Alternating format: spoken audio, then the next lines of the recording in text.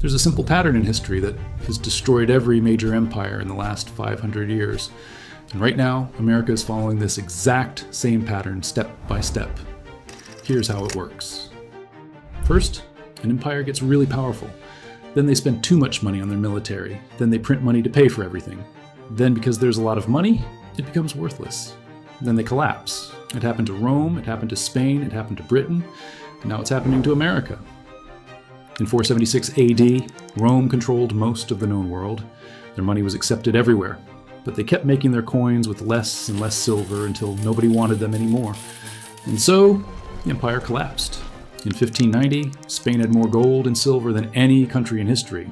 They were the richest empire on earth. But they spent it all on wars and went bankrupt 4 times in 40 years. They never recovered. In 1914, Britain ruled the largest empire ever. A quarter of the world belonged to them. Their money, the pound, was what everyone used for trade, but 2 world wars bankrupted them.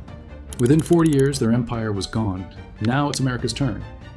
In 1944, the US dollar became the world's reserve currency, which made America the most powerful empire on earth. But here's what should terrify you. We've already completed 5 of those 7 stages. And when an empire reaches stage 5, the stages 6 and 7 follow mechanically, like simple maths. And right now, America is exactly where Rome, Spain, and Britain were right before everything fell apart.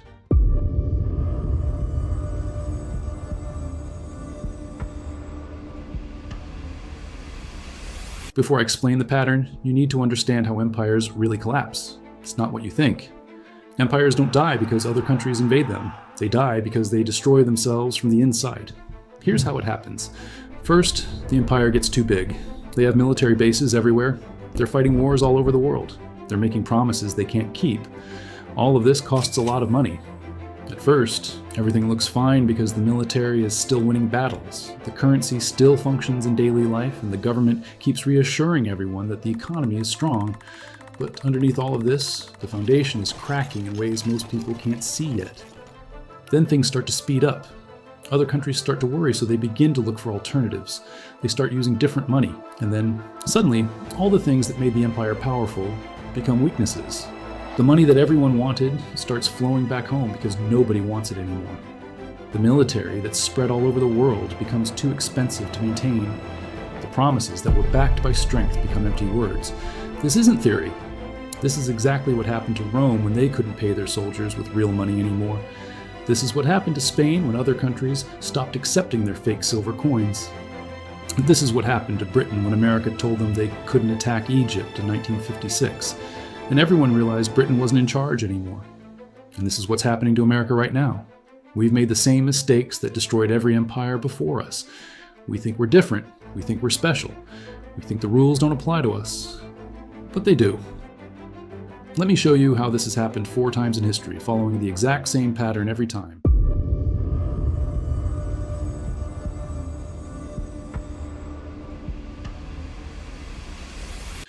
Let's start with Rome, the first empire to control most of the known world. At its peak, around 117 AD under Emperor Trajan, Rome controlled everything from the British Isles to the Persian Gulf, ruling 60 million people. It doesn't sound much now, but it was roughly 1/4 of everyone alive on Earth at the time. And their money, called the denarius, was accepted everywhere from Spanish silver mines to Egyptian grain markets. It was a silver coin that contained exactly 4.5 grams of pure silver, and for hundreds of years this standard never changed, which meant a merchant in London could trust it the same way a merchant in Jerusalem trusted it.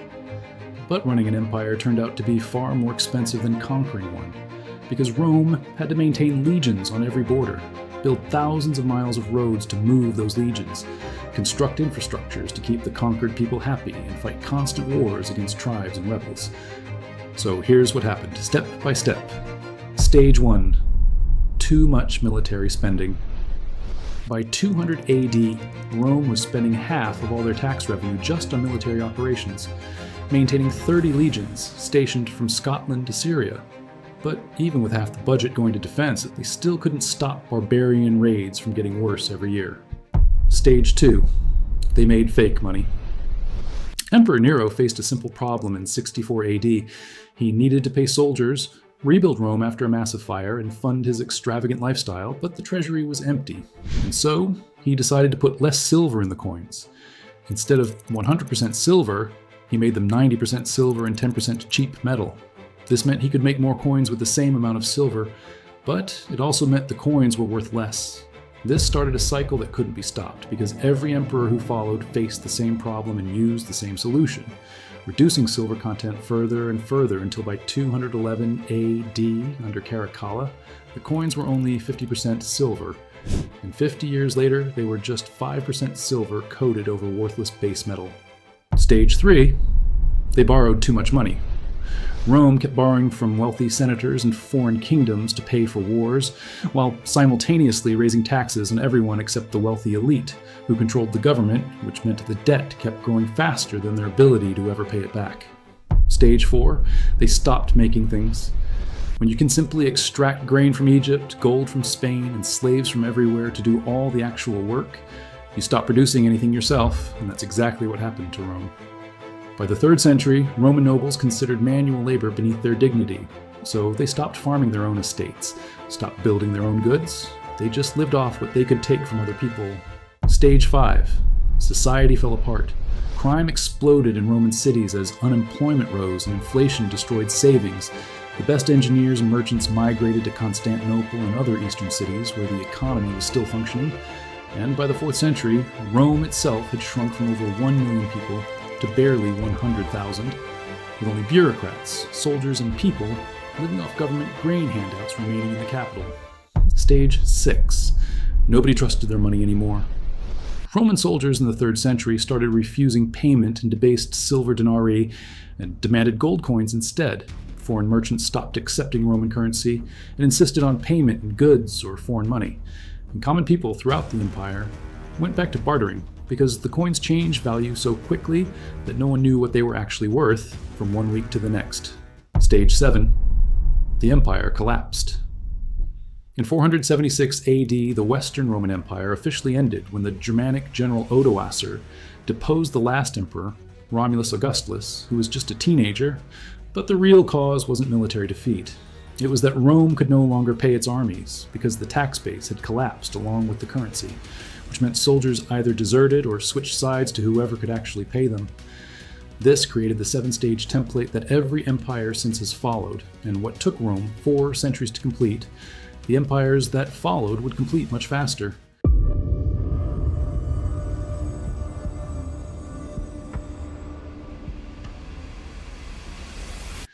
Now let's look at Spain in the 1500s and 1600s. They were about to prove that even having all the money in the world can't save you if you're stupid with it. After Columbus discovered America in 1492, Spain conquered the Aztecs and the Incas. They found the biggest silver mines in history. By 1550, Spanish ships were bringing home 200 tons of silver every year. By 1600, it was 400 tons per year. Spain controlled most of the world's money supply. King Philip II had more money than any king in history, and he spent it all. Stage 1. Too much military spending. Spain was fighting wars on multiple continents simultaneously, against the Ottoman Turks in the Mediterranean, against France for control of Italy, against Dutch rebels fighting for independence in the Netherlands, and against England on the seas. The Army of Flanders alone consumed millions of ducats annually just trying to suppress the Dutch revolt. And even though Philip tried to make the occupied territories pay for their own suppression, the costs far exceeded what could be extracted, which meant silver had to flow constantly from Spain to fund armies scattered across 4 continents. Stage 2. They made fake money. Spain didn't mix copper into their silver coins like Rome did, but they did something just as destructive. They started making purely copper coins with almost no silver in them and told people these copper coins were worth the same as silver.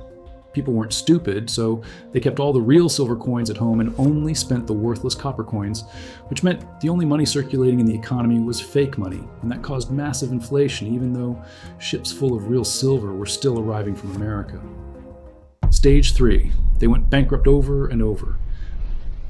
Spain declared bankruptcy 4 times in 40 years. In 1557, 1560, 1575, and 1596. Each time, the king basically told all his lenders, "I can't pay you back right now," and forced them to accept less money paid over a longer time period. The 1575 bankruptcy was the worst because Spain owed nearly 2 years' worth of total government income. And this happened because the king was fighting expensive wars in multiple places at once, and the bills came due all at the same time. Stage 4. They stopped making things. Spanish nobles thought that working with your hands was shameful, so they didn't farm, didn't build things, and didn't manufacture goods. Instead, they just bought everything from other countries, using the silver from America. They imported food from France, ships from the Netherlands, weapons from England, and basically everything else they needed. All the silver that came from South America immediately left Spain to pay for imported goods, which meant Spain was just a middleman between American silver mines and European factories. Stage 5. Society fell apart. Madrid became filled with two types of people: beggars with no jobs, and nobles living off borrowed money. Meanwhile, anyone with actual skills like merchants, craftsmen, and engineers left Spain and moved to countries where they could actually work and build businesses. Spain ended up with lots of government bureaucrats pushing paper, soldiers waiting to get paid, and Catholic priests, but hardly anyone was actually making or building anything useful. Stage 6. Nobody trusted their money anymore. After Spain defaulted on its debts 4 times, European bankers finally stopped lending the money because they realized they'd never get fully paid back. Foreign merchants who used to accept Spanish coins started saying, "We want payment in French or English currency instead," because they didn't trust Spanish money anymore. Even Spain's closest banking partners, the Italian bankers from Genoa, started charging much higher interest rates because lending to Spain had become incredibly risky. Stage 7. The empire collapsed.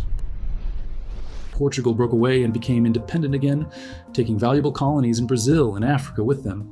The Netherlands won its independence after 80 years of war that bankrupted Spain. By 1700, Spain had gone from the richest empire on earth to a weak country that nobody feared anymore, and it happened in less than a century. The pattern repeated exactly like Rome. Too much military spending led to fake money, which led to too much debt, which destroyed the economy, which collapsed society, which lost everyone's trust, which ended the empire.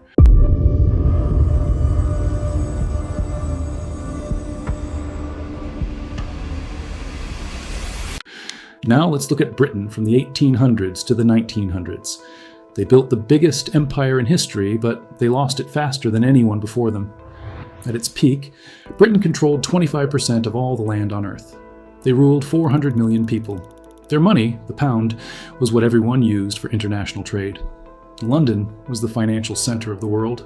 They thought it would last forever, but they were already making the same mistakes as Rome and Spain. Stage 1. Too much military spending. By 1900, Britain had to defend territory on every continent: India, Africa, the Middle East, China, islands in the Pacific, islands in the Caribbean. It was incredibly expensive. Then World War I started in 1914. Britain had a choice: stay out of the war or bankrupt the empire to win. They chose to fight. World War I cost Britain $40 billion. That's like $1 trillion today. They borrowed most of it from America. By 1918, Britain owed America billions of dollars. The world's biggest lender had become a borrower. Stage 2. They made fake money.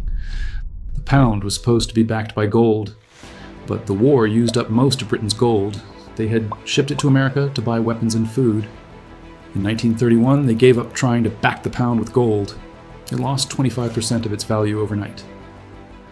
Stage 3. They borrowed too much money. Britain never paid off their World War I debts. Then World War II started, which cost another $120 billion. By 1945, Britain owed more money than their entire economy produced in a year. Stage 4. They lost their empire. In 1947, Britain gave up India, which had been their most valuable colony for 200 years. Over the next 20 years, they lost everything else, too. Africa, the Middle East, Southeast Asia, the Caribbean. By 1970, the British Empire was just a memory. Stage 5. Society fell apart. Starting in the 1960s, Britain's best scientists and engineers started leaving for America in what became known as the brain drain. American companies sent recruiters to British universities, with Boeing trying to hire 150 engineers from one school when the entire country only graduated 964 per year. By the 1970s, Britain became known as the sick man of Europe, Because the economy stopped growing while inflation hit over 20%. Unemployment passed 1 million, strikes shut down entire industries, and manufacturing collapsed from 30% of the economy to 23% in just 10 years. The smartest people left, while everyone else dealt with the country falling apart. Stage 6. Nobody trusted their money anymore. The pound kept losing value. In 1940, £1 was worth $4.03. By 1980, it was worth $2.30. Today, it's worth $1.27. In 1944, while World War II was still going on, the world officially made the dollar the new international money instead of the pound. Stage 7. The empire collapsed. Britain tried to pretend they were still important. They kept their seat on the UN Security Council. They built nuclear weapons. They talked about their special relationship with America. But everyone knew the truth. They were a former superpower living in the past. The same pattern again.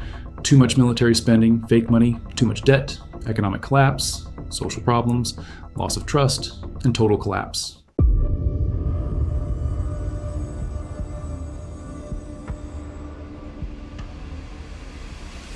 Now here's the scary part. America is going through this exact same pattern right now. Stage 1. Too much military spending. America has over 750 military bases in 80 different countries. We have troops in 150 countries. We spend $850 billion per year on the military, more than the next 10 countries combined.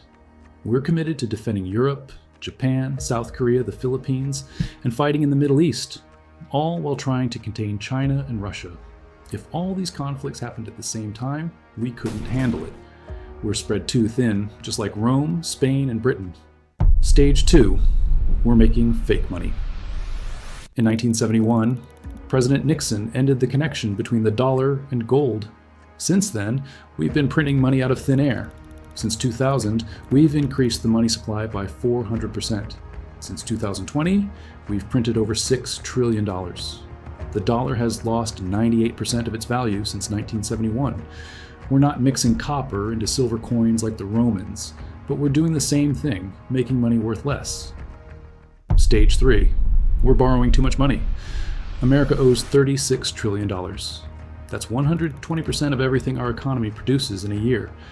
We pay almost $1 trillion per year just in interest on this debt. We spend more on interest than we do on defense. We borrow money every year, even when the economy's growing. We're borrowing money to pay the interest on money we already borrowed. That's exactly what Spain did before they went bankrupt 4 times. Stage 4. We stopped making things. America doesn't manufacture much anymore. We design things and finance things, but we don't make things.